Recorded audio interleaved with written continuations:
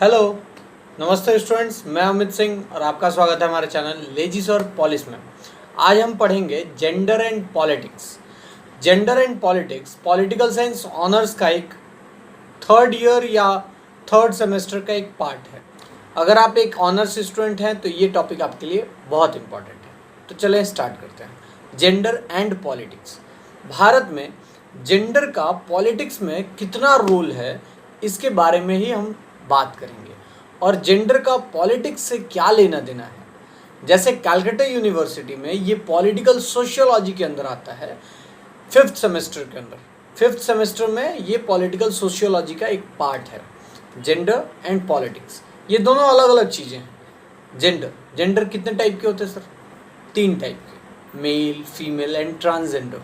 आज हर एक एग्ज़ाम के फॉर्म में ये तीनों जेंडर अवेलेबल रहते हैं, मेल, फीमेल, ट्रांसजेंडर।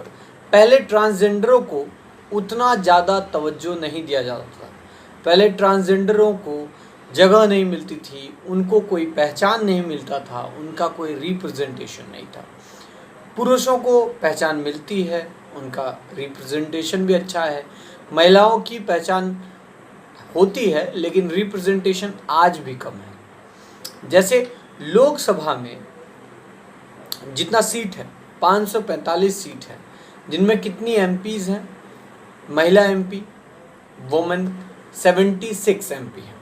और अगर कहा जाए ट्रांसजेंडर एमपी, तो एक भी ट्रांसजेंडर एमपी नहीं है। तो एक कम्युनिटी जो कि ट्रांसजेंडर कम्युनिटी है, इनकी बात, इनकी प्रॉब्लम कौन पहुंचाएगा उस संसद तक? ट्रांसजेंडर की प्रॉब्लम, ट्रांसजेंडर अगर रिप्रेजेंटेटिव हो, मतलब रिप्रेजेंटेटिव उस कम्युनिटी से हो, तो अच्छे रूप से उनकी प्रॉब्लम्स को बता पाएगा और सामने ला पाएगा, जिसके ऊपर लेजिस्लेशन बनेंगे। महिलाओं का रिप्रेजेंटेशन देखो आप, 76।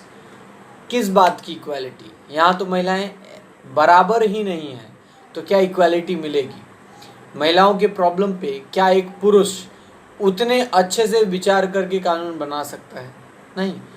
तो ये रोल है जेंडर का पॉलिटिक्स में। आप देखो इंडियन पॉलिटिक्स में, भारत के नेशनल पॉलिटिक्स में कितनी महिलाएं हैं? सिर्फ 76।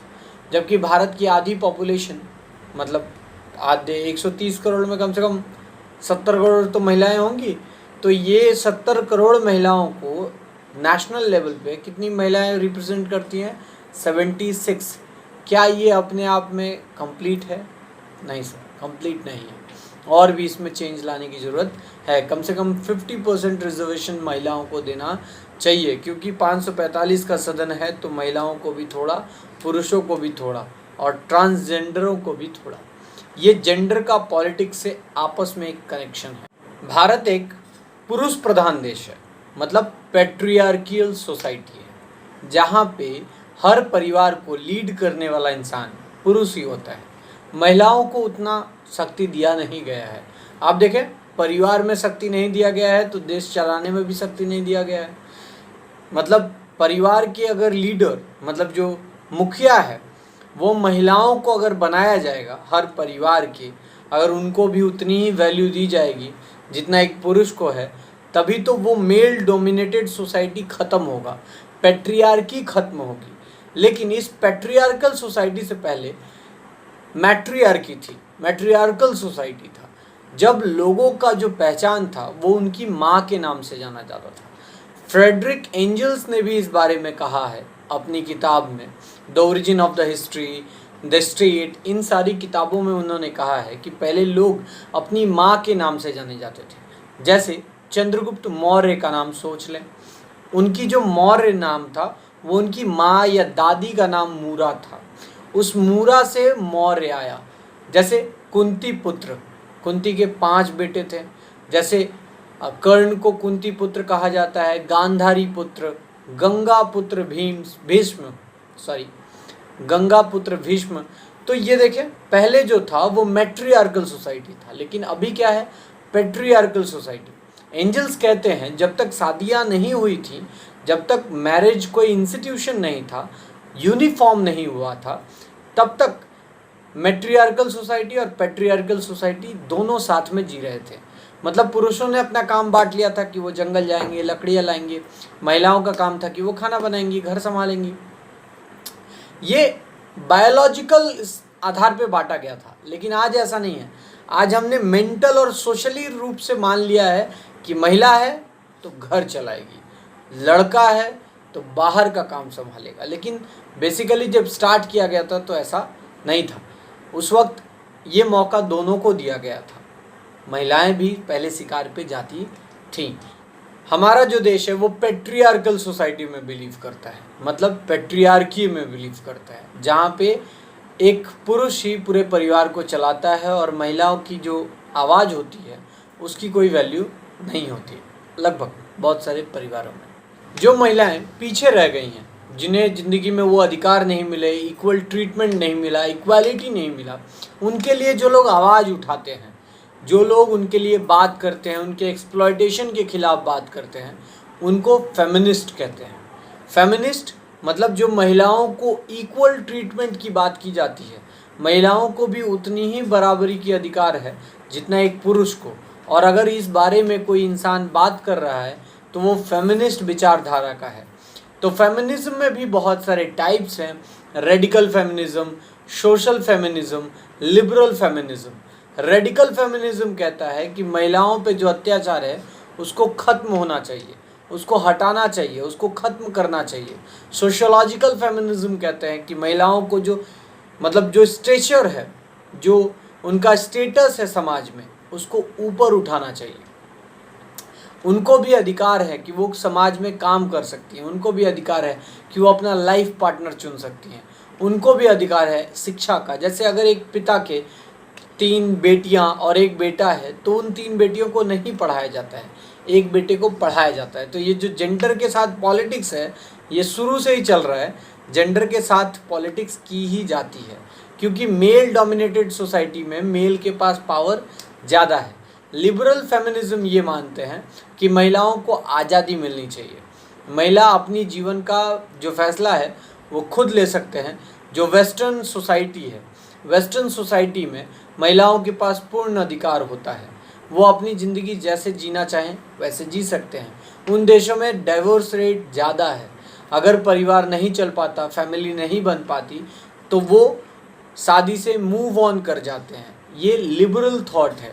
फेमिनिज्म, लिबरल फेमिनिज्म इसकी आज़ादी देता है। लेकिन हमारे देश में जो बिहार, उत्तराखंड, राजस्थान है ना, जो ऑर्थोडॉक्स परिवार हैं, जो ऑर्थोडॉक्स फैमिलीज़ हैं, वहाँ भले बच्चा मर जाए, बेटी मर जाए, लेकिन वो डाइवोर्स नहीं होने देंगे। ये एक लिबरल थॉट के अगेंस्ट है। तो यहाँ पे जेंडर के लिए डिस्क्रिमिनेशन किया जा रहा है। अगर एक लड़के की मतलब कहीं अफेयर है तो उसको बहुत अच्छे से दिखाया जाता है, लड़की का है तो वह सम्मान है। ट्रांसजेंडर किसी के साथ सेक्सुअल रिलेशनशिप नहीं बना सकते। तो ये तीनों के साथ अलग अलग रूप में व्यवहार किया जाता है।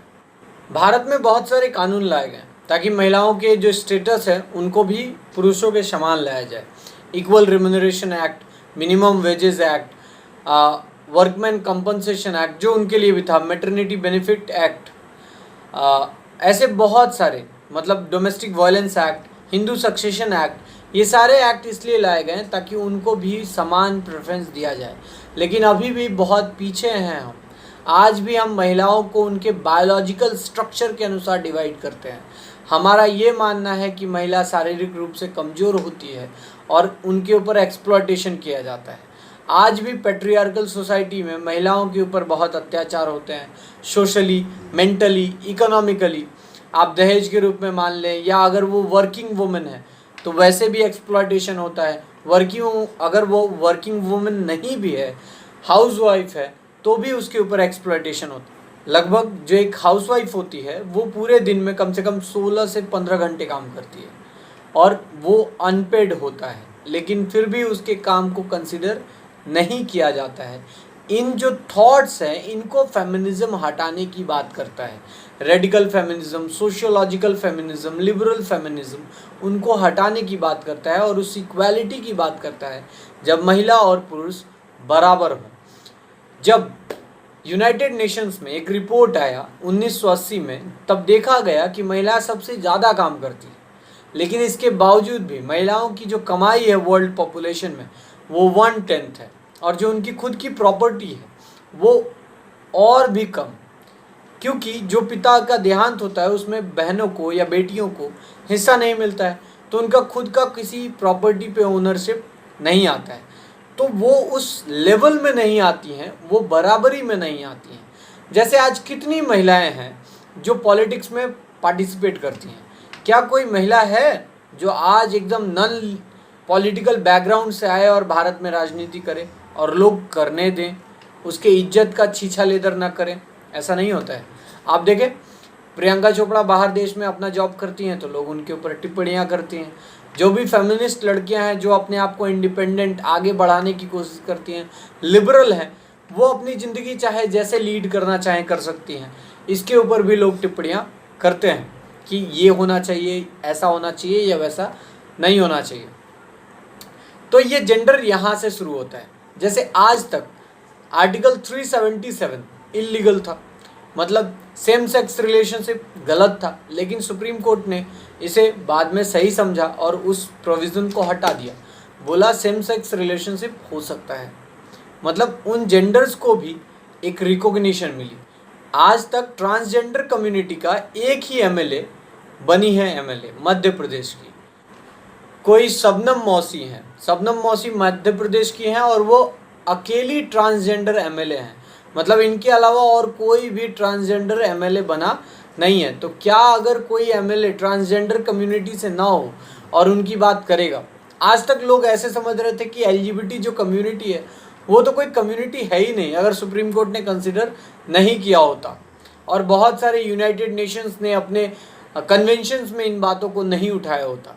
इसके बाद बहुत सारे ऑर्गेनाइजेशन ने, जैसे नेशनल ऑर्गेनाइजेशन फॉर वुमेन, नाउ, बॉस्टन्स ब्रीड एंड रोजेस, इन सारे कम्युनिटी ने महिलाओं के स्टेचर को, महिलाओं को और आगे बढ़ाने की बात की और महिलाओं को बराबरी देने की बात की। वो पॉलिटिक्स हो, हाउस होल्ड हो, क्रिकेट हो, आर्मी हो, कुछ भी हो, उनको भी समानता देने की बात की, और बहुत सारे लिबरेशन या फेमिनिज्म जो कम्युनिटी है, फेमिनिस्ट जो ग्रुप है, उन्होंने इस बात को उठाया। जैसे अभी अमेरिका में कमला हैरिस वाइस प्रेसिडेंट की रेस में दौड़ रही हैं, है ना, तो महिला कैंडिडेट है। हमारे भारत में एक भी महिला कैंडिडेट दिखाएं जो प्रधानमंत्री की रेस में हो? बहुत ही कम। बहुत कम राज्यों की मुख्यमंत्री महिलाएं हैं, वो भी कितने स्ट्रगल के बाद वो उतने दूर तक पहुंची हैं। तो ये जो फेमिनिस्ट ग्रुप होता है या जो जेंडर इन पॉलिटिक्स का कंसेप्ट है, वो ये कहता है कि हर एक कम्युनिटी को, हर एक जेंडर को, वो मेल हो, फीमेल हो या ट्रांसजेंडर हो, उनको इक्वालिटी मिलनी चाहिए, उनको राइट मिलने चाहिए, उनको जो डेवलप करने के लिए जो जो सुविधाएं होनी चाहिए वो बराबर मौजूद होनी चाहिए, ताकि वो अपने आप को डेवलप कर सके। और हर एक कम्युनिटी का पॉलिटिक्स में उतना ही पार्टिसिपेशन होना चाहिए। भारत का सेक्स रेशियो ऐसे ही बिगड़ा हुआ है अबॉर्शन के कारण, महिलाएं पुरुष से ज़्यादा और महिलाएं कम, जो कि एक अपने आप में एडवर्स रेशियो है। महिलाओं का बाहर न आना, पॉलिटिक्स में पार्टिसिपेट न करना, खुल के न बात करना, हमेशा अपॉलिटिकल रहना, ये सारे कारण हैं कि जेंडर, जो महिला जेंडर है, वो पॉलिटिक्स में नहीं है या उनका उनमें अभाव है। उम्मीद है वीडियो आपके लिए कॉम्प्रहेंसिव रहा हो, और अगर ऐसा है तो हमारा चैनल सब्सक्राइब करें और लाइक करें हमारा ये वीडियो। Thank you.